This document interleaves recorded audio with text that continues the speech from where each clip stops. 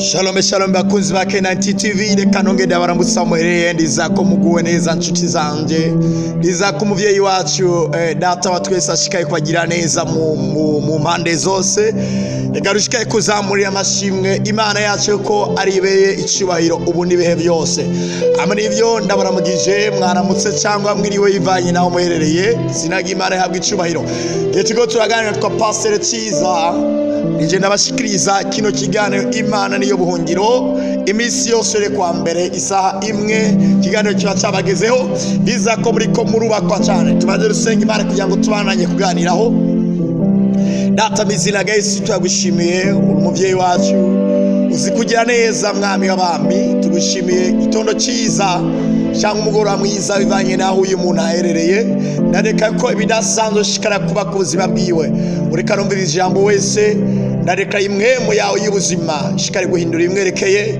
imwemu yiwe ive ku ntambwe yariko ije kwindi ntambwe imbere ubuzima bwiwe bwose buve ku ntambwe bwariko uje kwindi ntambwe imbere ukijambo yitubwira ngo zo mu bwiza tukaja mu bundi tugashanya niyo shenyeri ko turabona ndareka bidasanzwe kuri abantu bose ndabyatore ugize mizina ga Kristo Yesu amen. Chuti yanzu yamo nivyo nizako wiki kiganiro turimwo tuko turaganira bambe message turimwo ko dusaze tuzi ko kiganiro cyo ni Imana niyo buhungiro message turimwo nayo ivuga ngo Yesu aragize nte Yesu arashoboye praise God hallelujah fite amashimwe menshi kuko nzireza ko mwino message hari byinshi biriko birashoboka biriko biraba nyene bivanye no kwizera kore kurukuraguka mu buzima bwa kuko nabwiye ngo uko wizera Kristo Yesu doke uko mwizera niko uko wagura kwizera niko nawe ashika kwa munini doke Yesu si muto asanzwe ari munini mu madomere yose mugabo angana uko mwizera ibyo mwizeramo nivyo mugaragaza mu gisigura ngo uko wakira ijambo ugakuza kwizera nikushikara kumuhishuramwo byinshi nabwiye ngo Yesu Yesu tuvuze ngo mu burere bwose tumuzane mu tumuzanye mu finance Yesu na finance menshi tumuzanye mu kugoroka Yesu no kugoroka kunini cyane tumuzanye mu kwera Yesu no kwera kunini cyane tumuzanye mu magara meza Yesu na magara meza menshi cyane asesekaye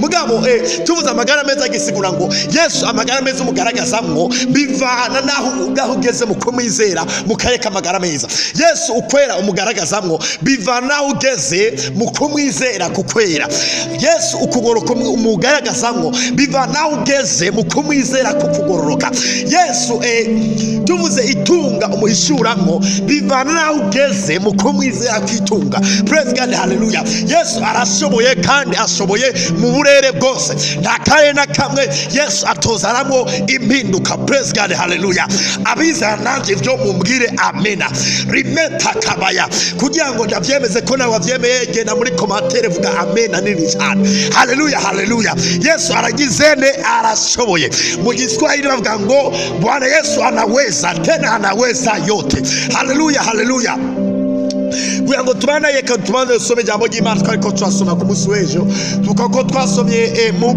Filipi gice cha Abikolosayi gice cha 1 umurongo wa 20 kangayiga yemwe 22 ndasoma mizina ga Yesu avuga ngo none yabujije nayo mu mubiri wiwe w'umuntu kugurupfu yapfuye ngo ashikane abashikane imbere yayo murabera mudafise agasembwa mutagira ico mwogawa kwera iki uyu murongo ndawusubiyemo kuno munsi nukugira ngo tutsimbataze cyane dutahure ino message nabwiye ngo Yesu arashoboye premier matumenye neza ko hari kidasanzwe Yesu yashoboye ku buzima bwacu kitwereka ko mu buzima bwacu atakindi kintu na kibe kitoshoboka kuko icyari gikomeye n'ikijya Kristo Yesu yashoboye maze Yesu yashoboye kijya atatubamwe atugereramo uno munsi atugenderamo kandi atubamo handiri bivuga ngo Yesu yangerereyemwo Yesu yangerereyemwo haleluya ndanezerewe ndashima Yesu yangerereyemwo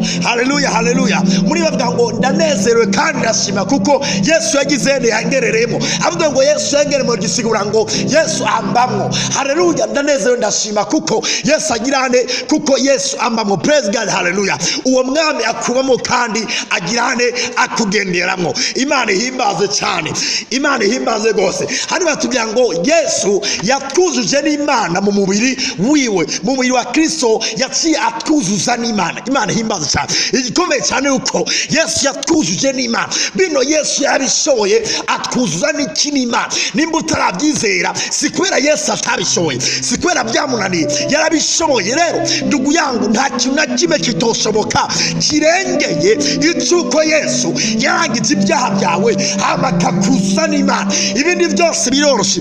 Muri byo avuze ngo ibyo yakoze ubwa mbere nibyo byari bikomeye, ati n'ibisigaye azogirana reba kosuta, n'ibisigaye azobikora. Ndugu yangu, je namanizera cyane ko umutwaro wa mbere wari ukomeye, umutwaro wa mbere wari unduhije, kwari kwitwa umunyabyaha, ariko ko Yesu yaje arawusenyura, arawukuraho.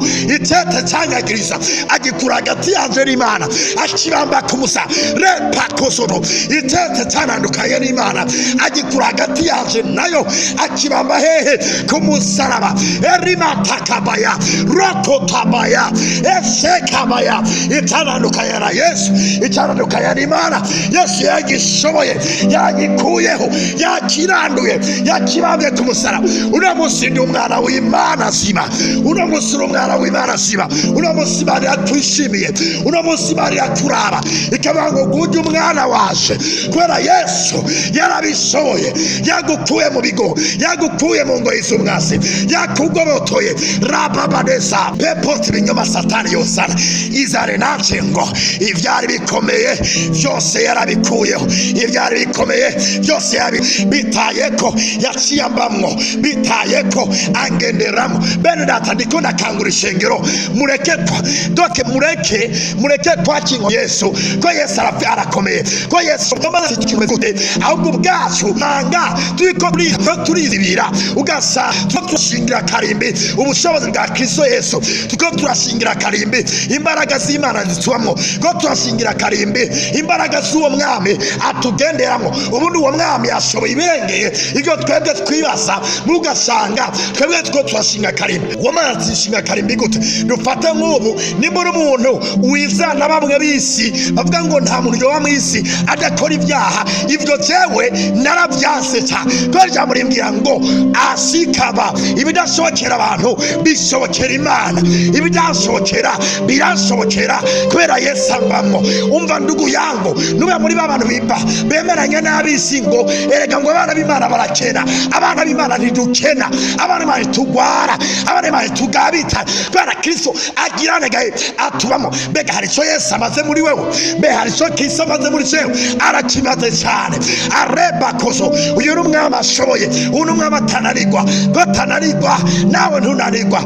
Ibyaha byakunaniza ahubwo urabinaniza. Eregaye Yesu yaducunguye ngo tubabaje abasatani, eregaye Yesu yaducunguye ngo tubabaje bumwijima na muke. Azeba ijambo rimbwira ngo Imana n'umucyo, muri yo namwiza na mukeyi wayo, muri yo namwiza na mukeyi uriyo. Mama sapakata. Mbega ubwiza bw'ishengero, mbega ubwiza bw'abizera, mbega iterambere ry'abizera, mbega ukugoroka kw'abizera, mbega ukweraka rekopata rimantaya shagababaye. Ijambo ryambwiye ngo yatuzuje nayo. Azeba kugira ngo dushikare imbere yayo turabera, tutagira agasembwa, turabera muzu kwera. Mumanze munyumve neza ngereka babwiye kugira ngo sindagasiga imarakoye muze kwera. Abantu bazi ngo ukwera kw'Imana barakurondera ari inkomezi zabo, ukwera kw'Imana ntibakurondera, ukwera kw'Imana barakwakira. Bene ijambo rimbwira ngo umwe atige tw'icyaha, Imana muri shaka bwacu kugira ngo muri we duhinduke ukugoroka kw'Imana. gisigura ngo ukugoroka kw'Imana si ikintu abantu barondera ariko ni ikintu bakira.